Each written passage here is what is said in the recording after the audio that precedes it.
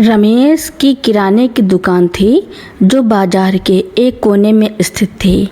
वह बहुत मेहनती और ईमानदार इंसान थे, लेकिन उनके बेटे अमित को उनकी दरिया दिली पसंद नहीं थी। रमेश को जब भी कोई ज़रूरतमंद दिखता वे उसे कुछ न कुछ दे देते।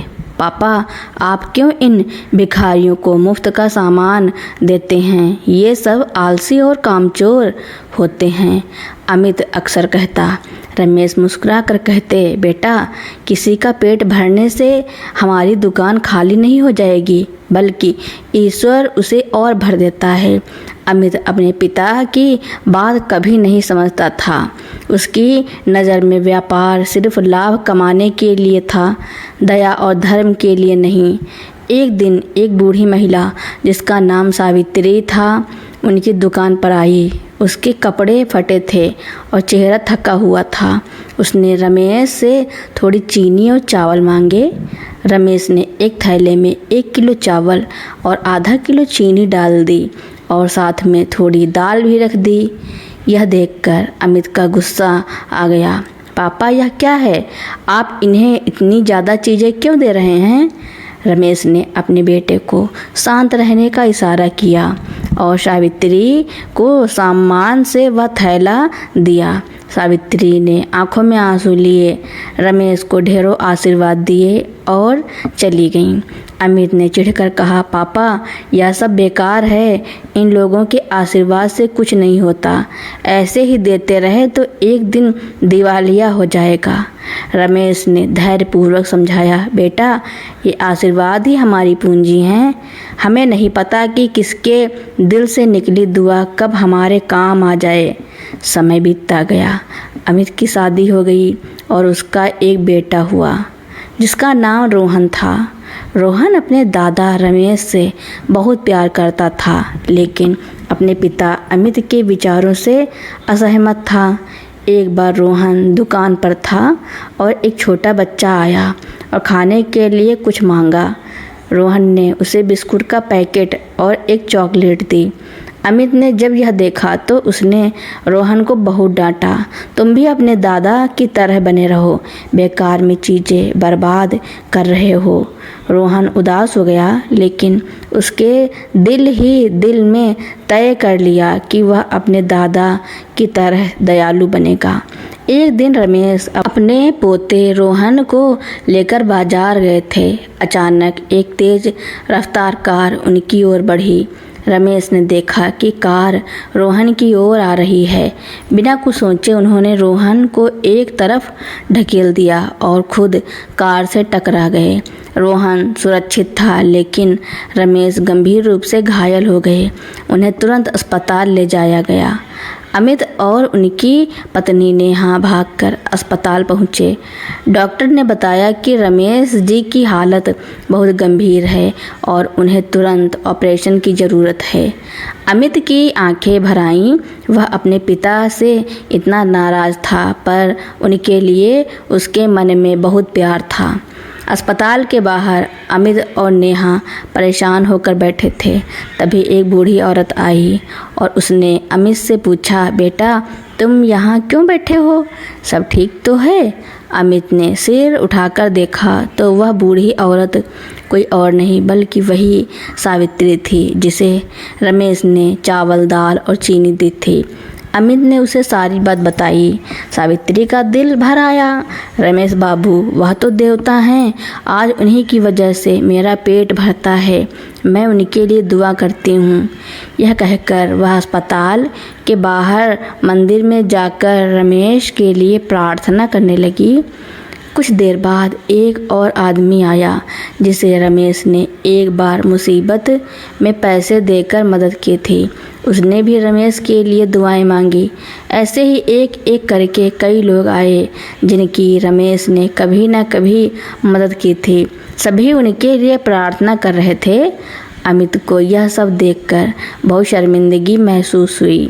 उसने कभी सोचा भी नहीं था कि उसके पिता के अच्छे कर्मों का इतना बड़ा असर होगा। उसने महसूस किया कि जिन लोगों को वह बेकार समझता था वे ही आज उसके पिता के लिए दिल से प्रार्थना कर रहे थे। डॉक्टर बाहर आए और उन्होंने बताया कि ऑपरेशन सफल रहा और रमेश जी खतरे से बाहर हैं। यह सुनकर अमित और नेहा की आंखों में खुशी के आंसू आ गए। अमित ने तुरंत सावित्री को गले लगाकर कहा, अम्मा मुझे माफ़ कर दीजिए, आज मुझे समझ आया कि आशीर्वाद क्या होता है।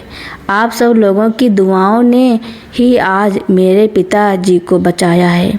उस दिन से अमित पूरी तरह बदल गया। वह अपने पिता की तरह ज़रूरतमंदों की मदद करने लगा। उसने सीखा कि सच्ची दौलत पैसों में नहीं बल्कि उन लोगों के दिल में होती है जिन्हें हम थोड़ी सी मदद से खुशी देते हैं।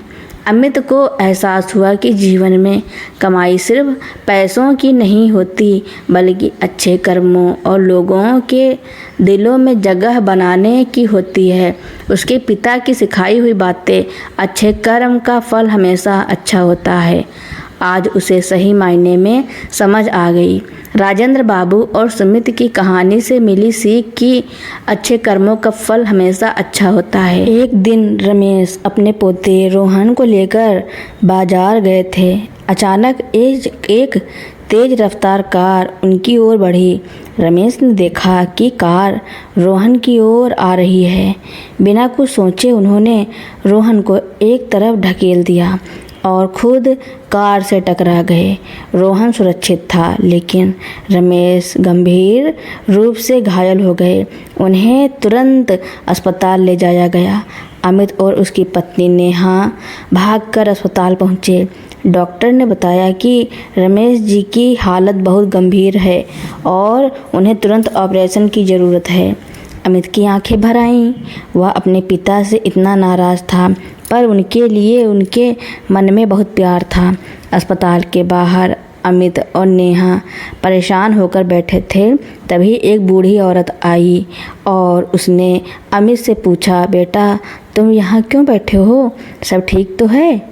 अमित ने सिर उठाकर देखा तो वह बूढ़ी औरत कोई और नहीं बल्कि वही सावित्री थी जिसे रमेश ने चावल, दाल और चीनी दी थी। अमित ने उसे सारी बात बताई। सावित्री का दिल भर आया। रमेश बाबू वह देवता हैं, आज उन्हीं की वजह से मेरा पेट भरता है, मैं उनके लिए दुआ करती हूँ।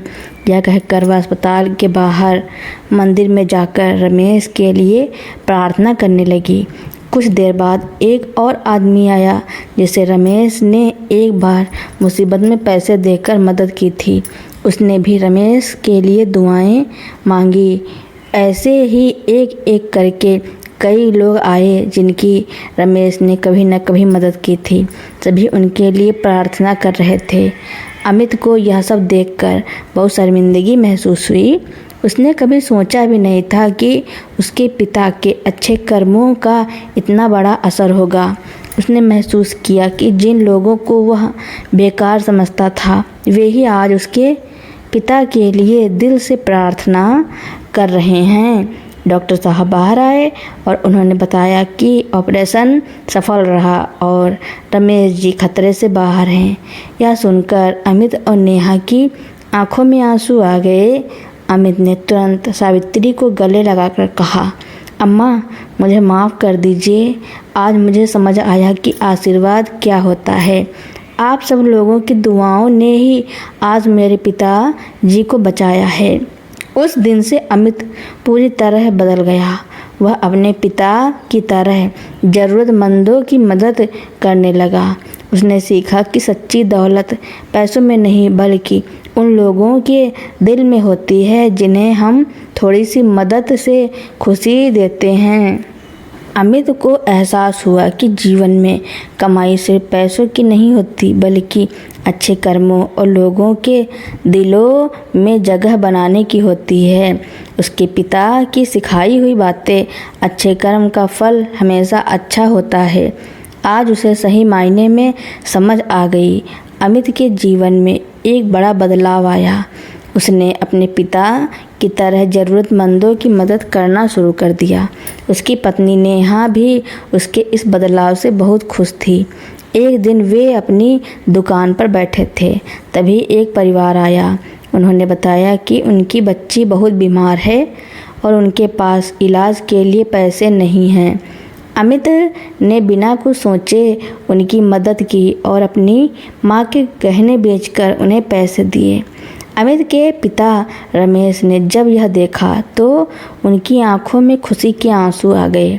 उन्होंने अमित को गले लगा लिया और कहा, बेटा, आज तुमने मुझे गर्व महसूस कराया है। अमित की दुकान भी अब पहले से ज़्यादा चलने लगी थी। रमेश जी के अच्छे कर्म और अमित के प्रयासों से उनकी दुकान पर ग्राहकों की भीड़ लगी रहती थी। एक दिन उनके पास एक अमीर आदमी आया। वह एक बड़े बिजनेसमैन थे और उन्हें एक बड़ी शादी के लिए मिठाई का ऑर्डर देना था। उन्होंने कहा, मुझे पता चला है कि आपकी मिठाइयों में स्वाद के साथ साथ प्यार और ईमानदारी भी है।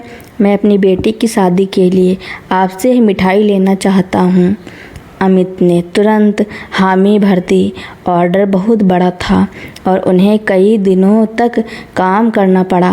उन्होंने अपने सभी कर्मचारियों को भी काम पर लगाया और सबने मिलकर काम किया। आखिरकार ऑर्डर पूरा हो गया।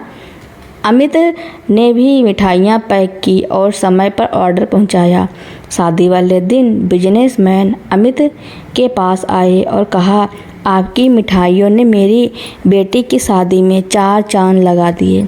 लोग अब भी आपकी मिठाइयों की तारीफ़ कर रहे हैं।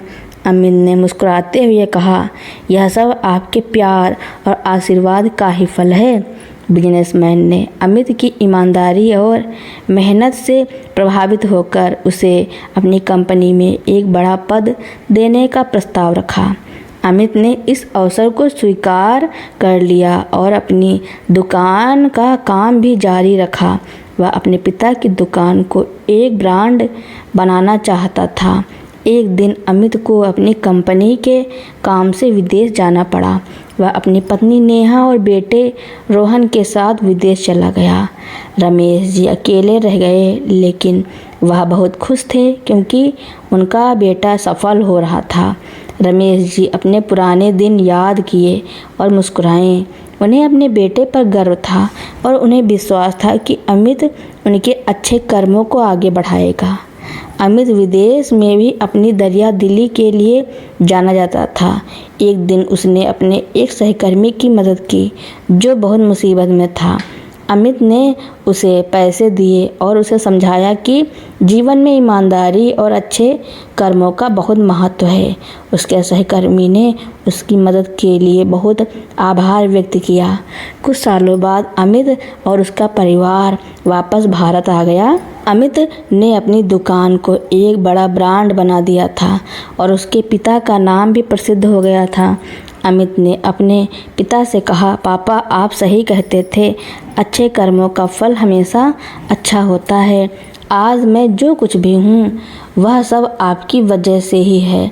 रमेश जी ने अमित को गले लगाया और कहा, तुमने मेरी सारी शिक्षा को सही साबित कर दिया है।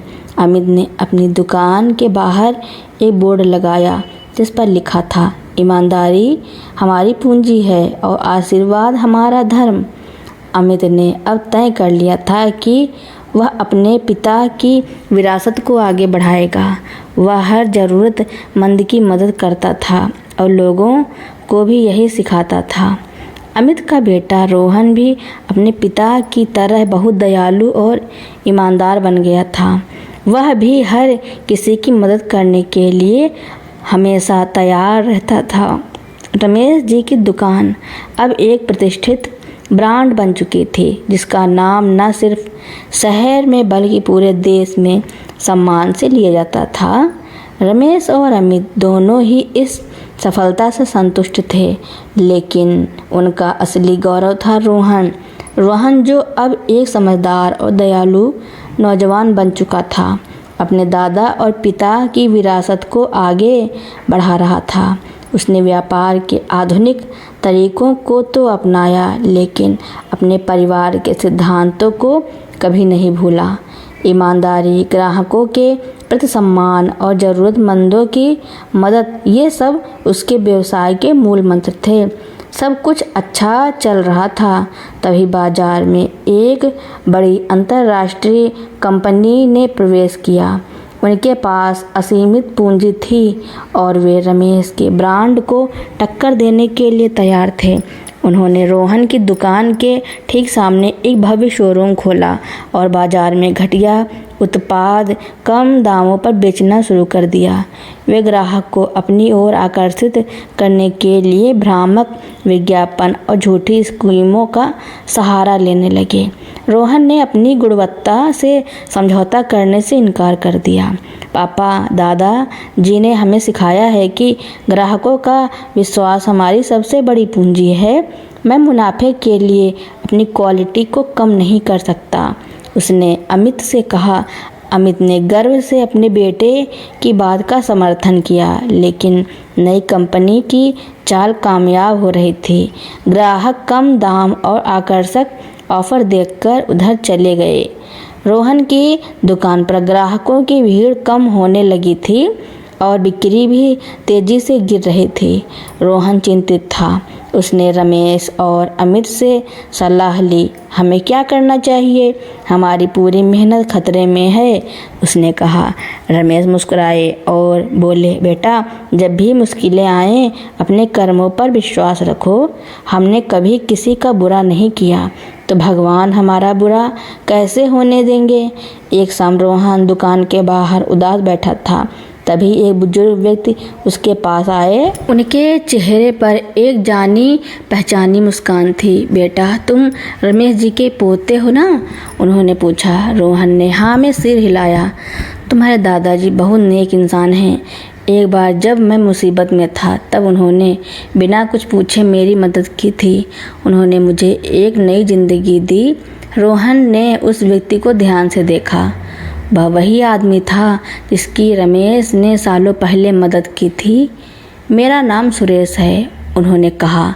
तुम्हारे दादाजी ने मेरे बेटे के ऑपरेशन के लिए पैसे दिए थे जब मेरे पास कुछ नहीं था। रोहन ने उन्हें अपनी दुकान की समस्या बताई। सुरेश ने धैर्यपूर्वक सब कुछ सुना और कहा, तुम्हारे दादाजी ने एक बार मेरी मदद की थी। आज तुम्हारी मदद करने का मेरा समय है। सुरेश ने बताया कि वह एक बड़े अखबार के संपादक हैं। उन्होंने उस नई कंपनी के बारे में एक तहकीकात की है। उनके सभी काले कारनामों को उजागर कर दिया। अखबार में छपी खबर ने बाजार में हलचल मचा दी। लोगों को पता चला कि नई कंपनी अपने उत्पादों में मिलावट कर रही है और सिर्फ ग्राहकों को धोखा दे रही है। सुरेश ने रोहन की दुकान की भी तारीफ की और लिखा कि वे वर्षों से अपनी ईमानदारी और गुणवत्ता के लिए जाने जाते हैं। अगले दिन रोहन की दुकान पर ग्राहकों की भीड़ उमड़ पड़ी। लोगों ने पुरानी कंपनी से माफ़ी मांगी और रोहन के व्यापार को सहारा दिया। रोहन ने सुरेश अंकल का धन्यवाद किया। सुरेश ने मुस्कुराते हुए कहा, बेटा, यह मेरे एहसान का बदला नहीं, यह तो तुम्हारे दादाजी के नेक कर्मों का फल है। नेक कर्मों का फल पीढ़ियों तक मिलता है। रोहन ने यह बात अपने दादा रमेश और पिता अमित को बताई। रमेश ने मुस्कुराते हुए अमित से कहा, देखा बेटा, मैंने कहा था ना, किसी का आशीर्वाद कब काम आ जाए पता नहीं चलता। रोहन को अब पूरी तरह से विश्वास हो गया था कि सच्ची दौलत सिर्फ पैसों में नहीं बल्कि लोगों के दिलों में कमाए गए सम्मान और उन नेक कर्मों में होती है जिनका फल पीढ़ियों तक मिलता रहता है। रमेश के अच्छे कर्मों का सिलसिला अब रोहन के हाथों में था और वह इसे पूरी लगन से आगे बढ़ाने के लिए तैयार था। रमेश जी अब 90 वर्ष के हो चुके थे और उनकी आंखों में वही चमक थी। वह अक्सर अपनी दुकान के बाहर बने बेंच पर बैठ जाते और रमेश जी फाउंडेशन के काम को देखते रहते। रोहन ने अब इस काम को और भी व्यवस्थित कर दिया था। उसने शहर के सबसे बेहतरीन डॉक्टरों से बात की और एक हेल्थ कैंप शुरू किया जहां गरीबों का मुफ्त इलाज किया जाता था। रोहन ने एक छात्रवृत्ति कार्यक्रम भी शुरू किया जिससे गरीब और प्रतिभावान बच्चों को उच्च शिक्षा मिल सके। एक दिन एक नौजवान रोहन के पास आया। उसके हाथ में एक लिफाफा था। रोहन भैया, मुझे आपकी मदद की ज़रूरत है। उसने रोहन को बताया कि उसकी माँ को एक गंभीर बीमारी है और ऑपरेशन के लिए बहुत पैसा चाहिए। रोहन ने तुरंत उसकी मदद का आश्वासन दिया। आपकी माँ की सेहत हमारे लिए सबसे ज़रूरी है, आप चिंता ना करें। रोहन ने बिना किसी देर के सारे कागजात देखे और तुरंत फाउंडेशन के फंड से ऑपरेशन के लिए पैसे मंजूर कर दिए। जब वह नौजवान जाने लगा तो उसकी आंखों में आंसू थे। मैं आपका एहसान कभी नहीं भूलूंगा, उसने कहा। रोहन ने मुस्कुराकर कहा, यह एहसान नहीं, बस एक इंसान का दूसरे इंसान के प्रति कर्तव्य है। जब तुम सक्षम हो जाओ तो किसी और की मदद करना। कुछ साल बाद रोहन एक नए प्रोजेक्ट के लिए फंड जुटाने की कोशिश कर रहा था। यह प्रोजेक्ट शहर के सभी गरीब बच्चों के लिए मुफ्त स्कूल खोलने का था। यह एक बहुत बड़ा काम था और इसके लिए बहुत ज़्यादा पूंजी की ज़रूरत थी। रोहन ने कई बड़े उद्योगपतियों से बात की, लेकिन सभी ने यह कहकर मना कर दिया कि यह एक मुनाफे वाला काम नहीं है। रोहन बहुत निराश हो गया। उसे लगा कि उसका सपना शायद कभी पूरा नहीं होगा। एक शाम जब वह अपने ऑफिस में उदास बैठा था, तभी एक आदमी उसके पास आया। वह बहुत ही सादे कपड़े में था, पर उसके चेहरे पर एक अलग ही चमक थी। क्या आप रोहन जी हैं? उसने पूछा। रोहन ने हाँ में सिर हिलाया। आपको याद है, आपने कुछ साल पहले मेरी माँ का इलाज करवाया था, मैं वही हूँ। रोहन को वह चेहरा तुरंत याद आ गया। उस आदमी ने रोहन के आगे एक ब्लैंक चेक रखते हुए कहा, मेरी माँ ने कहा था कि एक दिन तुम हमारी मदद करोगे और मैं उसका बदला चुकाऊंगा। उसने बताया कि अब वह एक सफल सॉफ्टवेयर इंजीनियर है और उसने अपनी खुद की कंपनी शुरू कर ली है। मैंने आपकी तरह मदद करने वाले लोगों से प्रेरणा ली और अब मैं भी आपकी तरह मदद करना चाहता हूँ। मेरे पास जो कुछ भी है वह सब आपकी वजह से है। रोहन की आंखों में आंसू आ गए। वह समझ गया कि यह कोई इत्तेफाक नहीं, बल्कि यह उसके दादा जी के नेक कर्मों और उनके सिखाए गए सबक का फल है। उसने उस आदमी के साथ मिलकर स्कूल खोलने का प्रोजेक्ट शुरू किया और बहुत ही कम समय में वह स्कूल बनकर तैयार हो गया। रमेश जी ने जब उस स्कूल का उद्घाटन किया तो उनके चेहरे पर एक असीम शांति और संतुष्टि थी। उन्होंने अपने बेटे अमित और पोते रोहन को गले लगाया और कहा, हमारा असली धन दौलत नहीं, बल्कि ये दुआएं और नेकी है जो हम लोगों के दिलों में कमाते हैं। रमेश जी का सिखाया गया सबक अब एक परंपरा बन चुका था, जो पीढ़ी दर पीढ़ी आगे बढ़ रहा था। रमेश जी का सपना अब हकीकत बन चुका था। रोहन ने न केवल मुफ्त स्कूल खोले, बल्कि रमेश जी फाउंडेशन के माध्यम से शहर के हर ज़रूरतमंद तक पहुंचने का लक्ष्य रखा। उसने युवाओं को इस मिशन में शामिल करने के लिए एक मुहिम चलाई और जल्द ही उसके साथ कई स्वयंसेवक जुड़ गए। ये सभी युवा अपने कॉलेज और नौकरी के बाद का समय फाउंडेशन के काम में लगाते थे। एक दिन रमेश जी और अमित और रोहन फाउंडेशन के ऑफिस में बैठे थे। वे एक बुजुर्ग महिला की मदद की योजना बना रहे थे, जिनका घर एक तूफान में तबाह हो गया था। अमित ने कहा, पिताजी, मुझे आज भी याद है जब मैं इन सब कामों पर आपका मजाक उड़ाता था। तब मुझे लगता था कि हम अपना समय और पैसा बर्बाद कर रहे हैं, पर आज मैं देख रहा हूँ कि यह दौलत से कहीं ज़्यादा कीमती है। रमेश जी मुस्कुराए। बेटा, असली विरासत वही है जो हम अपने पीछे छोड़ जाते हैं। तुम्हारे दादाजी ने मुझे सिखाया और मैंने तुम्हें, और अब तुम रोहन को यह सिखा रहे हो। यह एक ऐसी मिसाल है जिसे एक पीढ़ी से दूसरी पीढ़ी को सौंपना है। कुछ महीनों बाद शहर के मेयर ने रमेश जी को सिटीजन ऑफ द ईयर के पुरस्कार से सम्मानित करने का फैसला किया। रमेश जी को उनके सादगी भरे जीवन और समाज के लिए किए गए निस्वार्थ सेवा के लिए चुना गया था। पुरस्कार समारोह में शहर के सभी प्रतिष्ठित लोग, पत्रकार और समाज सेवक मौजूद थे। मेयर ने अपने भाषण में कहा, रमेश जी ने हमें सिखाया है कि एक साधारण व्यक्ति भी असाधारण काम कर सकता है।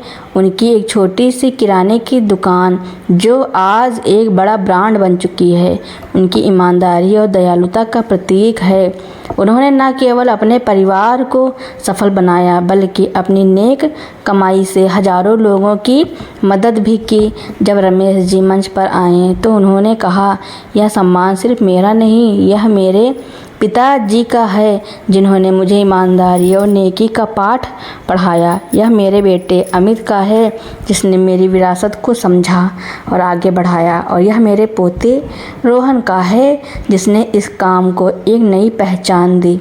मेरा मानना है कि हमारा जीवन सिर्फ खुद के लिए नहीं बल्कि दूसरों के लिए भी होना चाहिए। भाषण के बाद रमेश जी ने पुरस्कार की राशि को फाउंडेशन में दान कर दिया। पूरा हॉल तालियों की गड़गड़ाहट से गूंज उठा। अमित और रोहन ने नम आँखों से अपने दादाजी की ओर देखा। उन्हें गर्व था कि वे ऐसे महान व्यक्ति के परिवार का हिस्सा हैं। रमेश जी का सम्मान होने के कुछ ही वर्षों बाद एक दिन वह शांति से सोए और फिर कभी नहीं उठे। उनका निधन पूरे शहर के लिए एक बड़ी क्षति थी। उनके अंतिम संस्कार में हजारों लोग शामिल हुए, वे लोग भी जो उनसे कभी व्यक्तिगत रूप से नहीं मिले थे, लेकिन रमेश जी फाउंडेशन के माध्यम से उनकी मदद पाई थी। हर किसी की आंखों में आंसू थे, पर दिल में रमेश जी के प्रति असीम सम्मान था। अंतिम संस्कार के बाद रोहन और अमित अपने घर लौटे। घर सूना लग रहा था।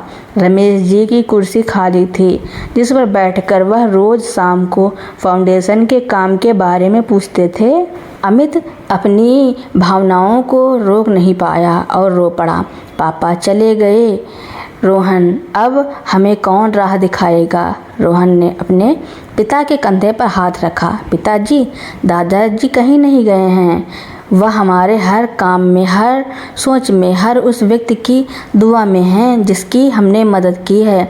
उन्होंने हमें एक रास्ता दिखाया है और हमें उस पर चलना है। रोहन ने एक पारिवारिक बैठक बुलाई।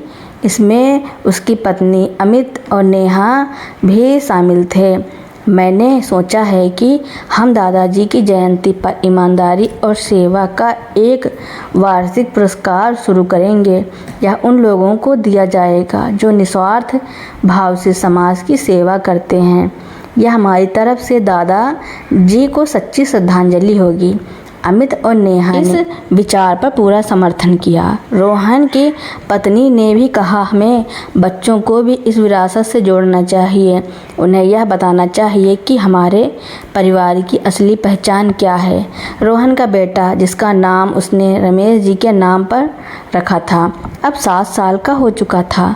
रोहन ने उसे पास बुलाया और उससे कहा, देखो बेटा, तुम्हारे दादाजी ने हमें सिखाया है कि ईमानदारी सबसे बड़ी दौलत है। आज हमारा जो भी मान सम्मान है वह इसी वजह से है। तुम हमेशा इस बात को याद रखना। एक दिन रोहन की दुकान के बाहर एक बूढ़ा आदमी आया। उसके हाथ में एक पुराना सा थैला था। उसने रोहन से पूछा, बेटा, क्या यह वही दुकान है जहाँ रमेश बाबू बैठते थे? रोहन ने आदर से उसे अंदर बुलाया। जी, मेरे दादाजी। उस बूढ़े आदमी ने रोहन को बताया कि सालों पहले रमेश जी ने उसकी बहुत मदद की थी। तब मैं बहुत गरीब था और मेरे पास अपनी बेटी की शादी के लिए कुछ नहीं था। रमेश बाबू ने मुझे बिना ब्याज के पैसे दिए थे और कहा था कि जब मैं सक्षम हूँ तो लौटा दूँ। आज मैं अपनी बेटी की शादी करके आया हूँ और यह रही आपकी अमानत। उसने रोहन को कुछ पैसे दिए। रोहन ने कहा, अंकल, यह मेरे दादाजी ने आपको तोहफे के रूप में दिए थे, इसकी कोई ज़रूरत नहीं है। नहीं बेटा, उस आदमी ने कहा, तुम्हारे दादाजी ने मुझे सिखाया था कि नेक कमाई हमेशा नेक ही रहती है। मैं अपनी बेटी की शादी के लिए गए पैसे को बिना लौटाए कैसे खुश रह सकता हूँ। रोहन ने वह पैसे लिए और उसे रमेश जी फाउंडेशन में जमा कर दिए। उसे आज एक बार फिर एहसास हुआ कि रमेश जी की विरासत सिर्फ पैसों की नहीं बल्कि उन मूल्यों की थी जो उनकी कहानी एक व्यक्ति से शुरू होकर एक पूरे समाज की कहानी बन चुकी थी, जिसका संदेश था अच्छे कर्मों का फल हमेशा मिलता है और यह फल पीढ़ियों तक बढ़ता रहता है। तो दोस्तों, रमेश जी ने अपने बेटे और पोते को जो सीख दी उसके बारे में आपका क्या कहना है और यह कहानी आपको कैसी लगी कमेंट में ज़रूर लिखना। मेरी कहानी सुनने के लिए आपका बहुत बहुत धन्यवाद।